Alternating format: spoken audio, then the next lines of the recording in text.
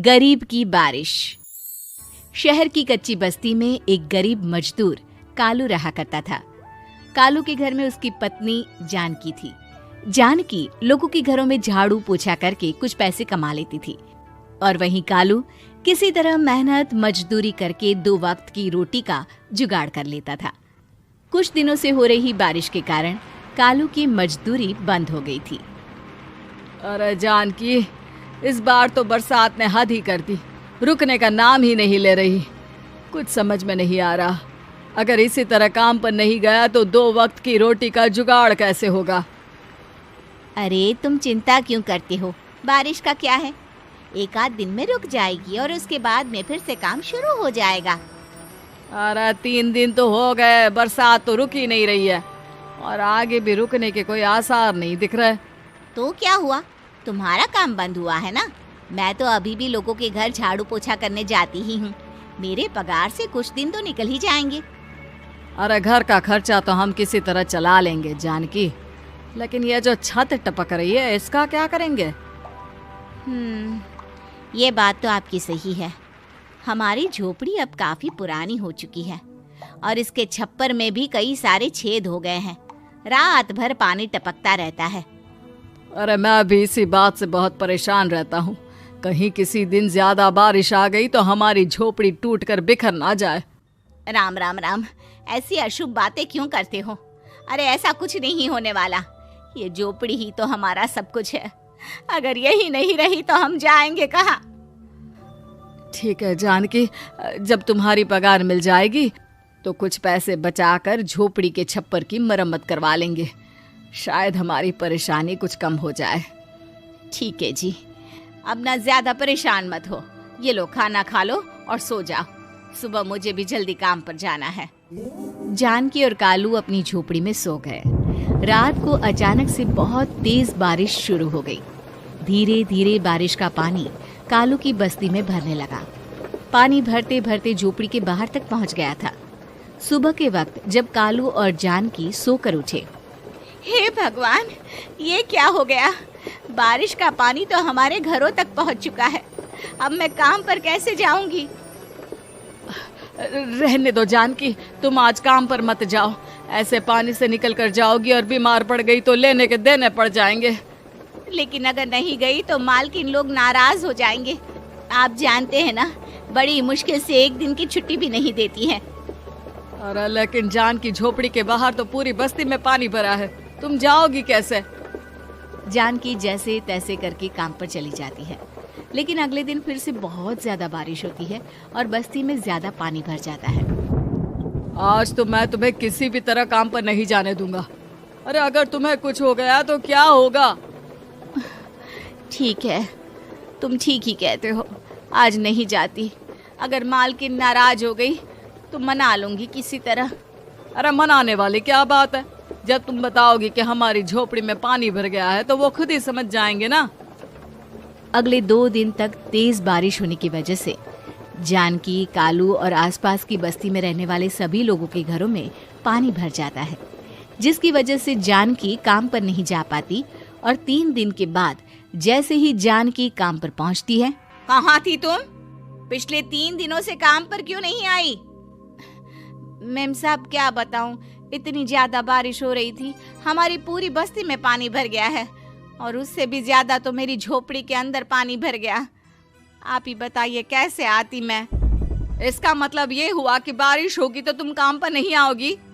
ना ना, मेरे कहने का ये मतलब नहीं था मेम साहब। तुम जानती भी हो 3 दिन से कितनी परेशानी हो रही है मुझे। सारा काम मुझे खुद करना पड़ा। माफ कर दीजिए मालकिन जी, पर मैं क्या करती, आने के लिए रास्ता ही नहीं था, सब जगह पानी भरा हुआ था। बहाने तो तुझे बहुत बनाने आते हैं। जानकी देख, अगर अगली बार ऐसा किया ना तो फिर काम से हमेशा के लिए छुट्टी। अरे ना ना मालकिन, ऐसा मत कीजिए। बारिश की वजह से मेरे पति की मजदूरी भी छूट गई है। बड़ी मुश्किल से घर में 2 वक्त खाने की रोटी का जुगाड़ हो पाता है। आप मुझे काम से निकाल देंगे तो हम क्या खाएंगे?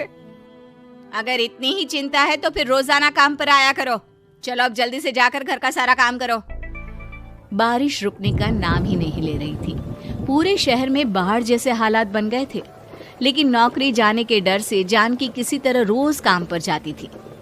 एक दिन जब जानकी काम करके अपने घर लौट आई तो अचानक उसकी बस्ती में कुछ लोगों का शोर सुनाई दिया। अरे लगता है बाहर कुछ हुआ है, मैं जाकर देखता हूँ। हाँ, पता तो कीजिए, ये बस्ती में लोग इतना शोर क्यों कर रहे हैं? बाहर जाकर कालू ने एक आदमी से पूछा। अरे क्या हुआ भाई, इतना शोर क्यों मचा रहा है?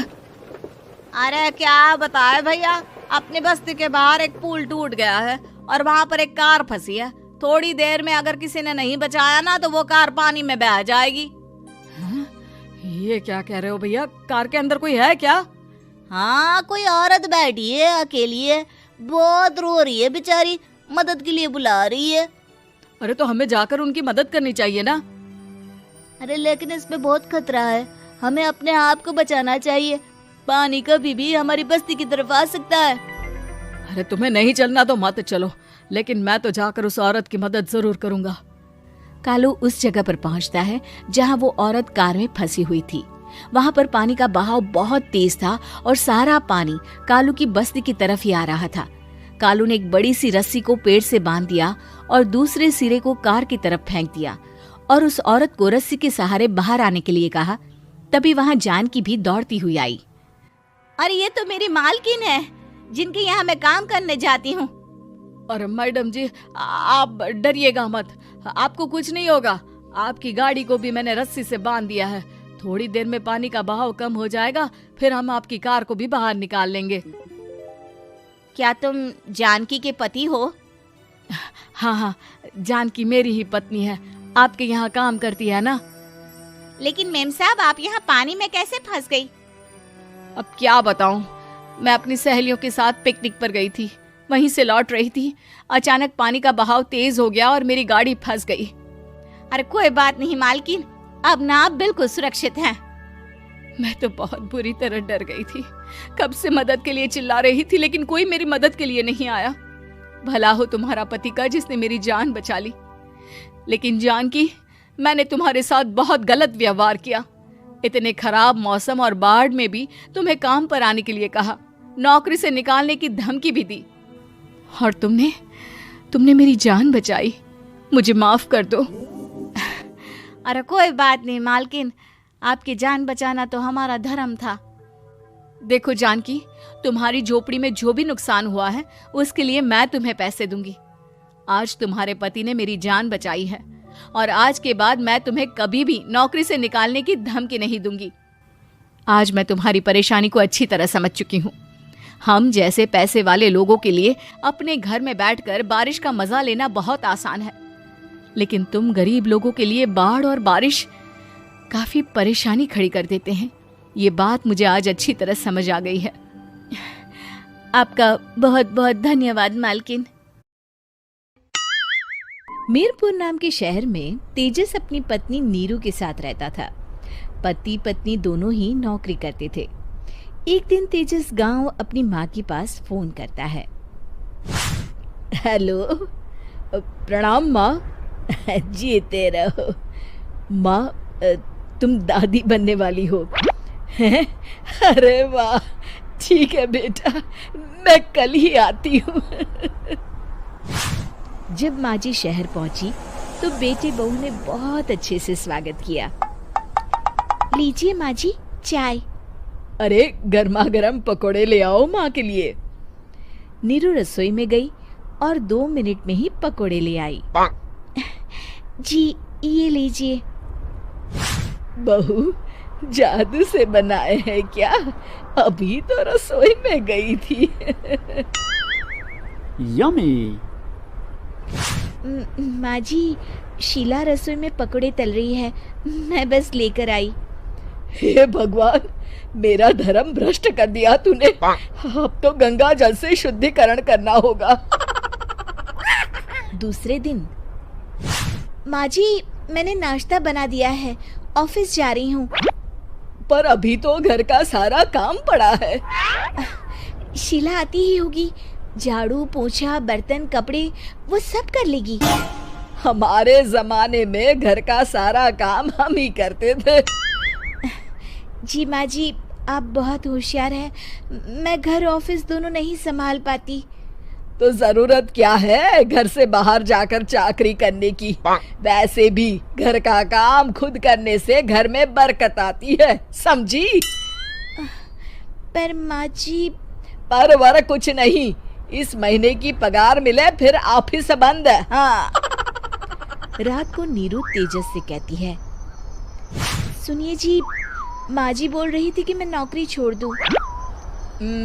वैसे ठीक ही तो है, अभी तुम्हें आराम की जरूरत है। फिर भी आराम कहाँ, शीला को छुड़ाने के लिए बोल रही थी। तो अब 24 घंटे में इतना काम तो कर ही सकती हो। पर जॉब पसंद है मुझे, घर पर मन नहीं लगेगा। अगले दिन जब दोनों ऑफिस के लिए निकल रहे थे, मेरी तो कोई कीमत ही नहीं है इस घर में। माँ जी, आजकल महंगाई बहुत है, रहन सहन भी बदल गया है। दोनों नौकरी करते हैं तभी ठीक रहता है। अच्छा, तू कहना क्या चाहती है? मेरा बेटा तुझे बिठा के खिला नहीं सकता? तू ही इस घर का खर्च चला रही है, हैं? नहीं माँ जी, मेरा वो मतलब नहीं था। मतलब खूब समझती हूँ, ये बाल धूप में सफेद नहीं किए मैंने। हाँ। अब तो ये रोज का काम हो गया था। तेजस भी रोज की झिकझिक से परेशान हो गया था। एक दिन उसने कहा, नीरू, वैसे भी तुम्हें मैटरनिटी लीव मिलने वाली है, तो अभी से ही छुट्टी ले लो। पर क्या, मेरी सैलरी अच्छी खासी है। आखिर नीरू ने रिजाइन कर दिया। जब बच्चा हुआ तो घर में सब बहुत खुश हुए। कुछ दिनों बाद तेजस फाइल देख रहा था। क्या हुआ तेजस, कुछ परेशान लग रहे हो? अब हाँ, वो हमारी जितनी सेविंग्स थी वो तो हॉस्पिटल में और छठी के फंक्शन में खत्म हो गई है नीरू। और अभी वैसे मंदी चल रही है तो मैं बोल रही थी कल मुन्ना को हेपेटाइटिस का टीका लगवाना है। नीरू, क्या पोस्टपोन नहीं कर सकते? नहीं जी, बिल्कुल नहीं। अब तेजस को समझ में आ रहा था कि उससे गलती हुई है। पैसों की कमी का असर घर के माहौल पर भी पड़ रहा था। अगले दिन, बेटा, मेरा चश्मा और ये दवाइयाँ ले आना, पर्चा देते हुए माँ जी ने कहा। जी। तेजस, मुन्ना के लिए दूध का डिब्बा और डायपर भी ले आना, और ये किराने के सामान की लिस्ट है, इसे भी लाना है। तेजस गुस्से में लिस्ट मरोड़कर फेंकता है और चिल्लाता है, पैसे क्या पेड़ पर उगते हैं? ये ले आना, वो ले आना। अरे, पर ये जरूरत का सामान ही है। वो गुस्से में बिना कुछ कहे ऑफिस चला गया। अरे लंच तो ले जाइए। नीरू दौड़कर डिब्बा पकड़ाती है। एक दिन खाना खाने के बाद, नीरू, अब तो मुन्ना कुछ बड़ा हो गया, तो अब तुम वापस ज्वाइन कर लो ना जॉब। पर इस रिसेशन में जॉब मिलना बहुत मुश्किल है। ट्राई तो करो। फिर मुन्ना? माँ जी है ना, और एक फुल टाइम मेड भी लगा लेंगे। पर माँ जी, उन्हें तो पसंद नहीं। तभी माँ जी वहाँ आ जाती है और प्यार से नीरू के सर पर हाथ फेरते हुए बोलती है, अब मेरी समझ में आ गया बहू, पहले के और अब के समय में अंतर है। तुम काम शुरू करो, मुन्ना की जिम्मेदारी मेरी। मेरी प्यारी माँ जी। ये कहकर नीरू उनके गले लग गई। शिक्षा, परिवर्तन संसार का नियम है, हमें भी समय के साथ चलना चाहिए। उम्मीद है कि आपको हमारी ये कहानी पसंद आई होगी।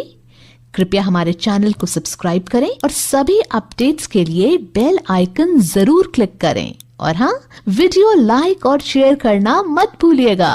Bye bye. कपड़े धोने वाली बहू। शादी के पहले से ही विभा को कपड़े धोने का बड़ा शौक था।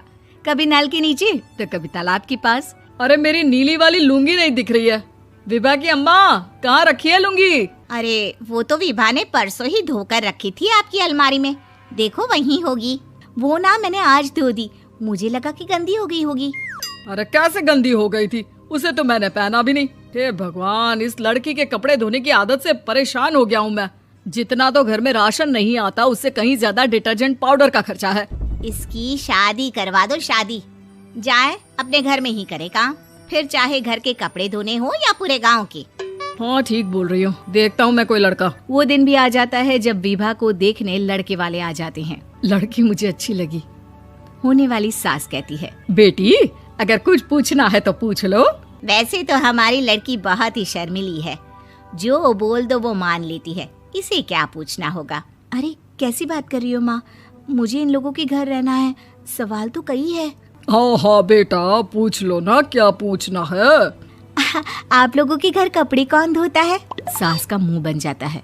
देखो, अगर तुम ये कहना चाहती हो कि तुम्हें कपड़े धोने नहीं आते तो सुन लो, कपड़े मैं ही धोती हूँ, लेकिन तुम्हारे आ जाने के बाद मैं रुमाल तक नहीं धोऊंगी। अरे चुप रहना भाग्यवान, बहू बेचारी घर आई नहीं, उसे डराना शुरू कर दिया। वो क्या है ना बिटिया, अभी तक तो ये कल्लू की माँ ही धोती थी, लेकिन अब तुम्हारे पापा तो दहेज में वॉशिंग मशीन देंगे ही। तभी विभा की माँ बोल पड़ती है, सवाल भी पूछा तो क्या। वैसे भाई साहब, मशीन की तो फिर भी कपड़े धोने की कैपेसिटी होती है। मतलब जो बिटिया दे रहे हैं ना विभा, इसे कपड़े धोने का बहुत शौक है। ये आप लोगों के क्या, आस पड़ोस गांव मोहल्ले सबके कपड़े धो दे और उफ तक ना करे। बाहर देखा नहीं आपने कितने कपड़े सूख रहे हैं, सब हमारी बिटिया ने ही तो धोए हैं। बस भी करो ना माँ, शर्म आ रही इतनी तारीफ सुनकर। और तो और एक दाग निकाल कर दिखाओ तो मान जाओ। हाँ अच्छा अच्छा, माफ करना बेटा, मैंने गलत समझा, हमें तो रिश्ता बहुत पसंद है। और ऐसे जुड़ जाता है रिश्ता कपड़े धोने का शौक रखने वाली विभा का। उसकी शादी हो जाती है कोयला फैक्ट्री में काम करने वाले कल्लू के साथ। शादी के बाद अचानक विभा चिल्लाती हुई सास के पास आती है, सासू माँ, अरे सासू माँ कहाँ है आप? ये तो धोखा है, धोखा दिया आप लोगों ने मुझे। इसे ससुर के चक्कर के बारे में पता चल गया। अरे तो उसमें तुझे क्यों धोखा मिला है? अरे नल में पानी नहीं आता, कपड़े कैसे कब धुलेंगे? अच्छा अच्छा, तू पानी नहीं आ रहा उसकी बात कर रही है। तो आपने क्या सोचा? कुछ नहीं। अच्छा हाँ, तेरी माँ ने कहा था कि कपड़े धोने का शौक है तुझे, याद आया मुझे। शौक शौक बोलकर कपड़े धोने वाले मेरे जुनून को कम ना आके सासू माँ, कपड़ा धोना मेरा गुरूर है। तभी पति भी वहाँ आ जाता है। अभी अभी मैंने इसे सनी देओल की फिल्म दिखाई है, उसी के डायलॉग मार रही है माँ। अच्छा सुन, साफ साफ बता रही हूँ, पानी सुबह 4 से 6 और शाम को 10 से 12 आता है, समझी? विभा टाइमिंग सुनकर हैरान हो जाती है। ये क्या भूतों का मोहल्ला है? सुबह 4 बजे उठकर कौन कपड़े धोता है? 4 बजे टंकी में पानी जाता है, फिर सारा दिन धोना ना, किसने मना किया? अरे कैसी बात कर रही हैं? 200 लीटर की टंकी में कितने कपड़े धो लूंगी मैं? सुबह ही उठ जाऊंगी मैं। अब क्या था, विभा सुबह 4 से लेकर रात के 12 बजे तक कपड़े ही धोती रहती। एक रोज सास पड़ोस से निकलकर कहीं जा रही होती है कि साथ वाली कहती है, हाँ कल्लू की माँ, जरा ये बताओ कि 2 साड़ी है, 2 ब्लाउज और एक पेटीकोट और एक नाड़े वाला लंबा कच्छा। हाँ तो? अरे तो क्या, कितना लोगी धुलाई ये बताओ। धोबन दिख रहे हैं हम क्या? हमारे पति सरकारी नौकरी से अभी अभी रिटायर हुए हैं और बेटा सुपरवाइजर है कोयला फैक्ट्री में। धोबन समझ रखा है हमें। हाय रे कल्लू की अम्मा, माफ कर दो, वो तो मोहल्ले में यही सब बता रहे थे कि तुमने बहू को कपड़ा धुलवाने के काम में लगा दिया है। सास को पड़ोसन की बात सुनकर गुस्सा आ जाता है। वो घर पहुंचती है जहां घर के बाहर ही इतने सारे कपड़े सूख रहे होते हैं जितने कि किसी धोबन के घर पर। अरे ओ कल्लू की दुल्हन, बाहर निकल। माँ जी यहीं आ जाओ, बाथरूम में चादर धो रहे हैं हम। अरे अभी हम धोते हैं, तुमको बाहर निकलो। ये आस पड़ोस वाले बोल रहे हैं कि हम बहू से कपड़े धुलवा धुलवा कर उसे कपड़ा धोने वाली बना दिए हैं। अरे छोड़ो ना माँ जी, किन लोगों की बातों में आती हो? आस पास के लोगों का तो काम ही होता है कि वो किसी तरह सास बहू को लड़ा दे। बहू सारे घर के कपड़े धोती है, ये क्या कम है? बोलिए। सास को भी लग जाता है कि वो बहू का ये सनकीपन नहीं छुड़वा सकती, इससे अच्छा है कि खुद ही चुप हो जाए। एक रोज सास और बहू मंदिर जाते हैं, जहाँ सास की साड़ी वहाँ खड़ी भीख मांगने वाली से मिलती है। माँ जी क्या बात है, आपकी साड़ी उस भिखारन से कितनी मिल रही है ना? हाँ हाँ देखो तो, दोनों की साड़ी मिल रही है। क्या बात है कल्लू की अम्मा, तुम खुद को तो अफसर की बीवी बताती हो और ऐसी सिंपल सी प्लेन साड़ी पहनकर घूमती हो। सिंपल और प्लेन नहीं है ये साड़ी। तो क्या सोने के धागे से फूल बने हैं, कुछ भी सासू माँ, कुछ भी। हाँ, बने थे इस साड़ी में सोने के धागे से फूल। मेरे पति लेकर आए थे मद्रास से स्पेशली मेरे लिए 10,000 की। ताहे भाई साहब इस भिखारन के लिए भी सेम टू सेम साड़ी लेकर आए होंगे 10,000 की। सास उस वक्त तो कुछ नहीं कहती, लेकिन बहू के साथ घर आती है और अलमारी से एल्बम निकाल कर लाती है। ये साड़ी देख रही है, ये वही साड़ी है जिसे मैंने अभी पहना था। इस साड़ी में ये जो चमकदार फूल दिख रहे हैं ना, ये सोने के धागों से काढ़े गए हैं। लेकिन तू लोकल वॉशिंग मशीन ब्रश से घिस घिस कर सारे फूलों को निकाल कर साड़ी प्लेन कर दी। मुझे माफ कर दीजिए सासू माँ। और तो और, जब मैंने तुझे तेरी गलती के लिए कुछ नहीं कहा, लेकिन तूने तो सबके सामने मेरा मजाक ही बना दिया। क्यों? बहू को समझ में आ जाता है कि अब से उसका कपड़े धोना बंद।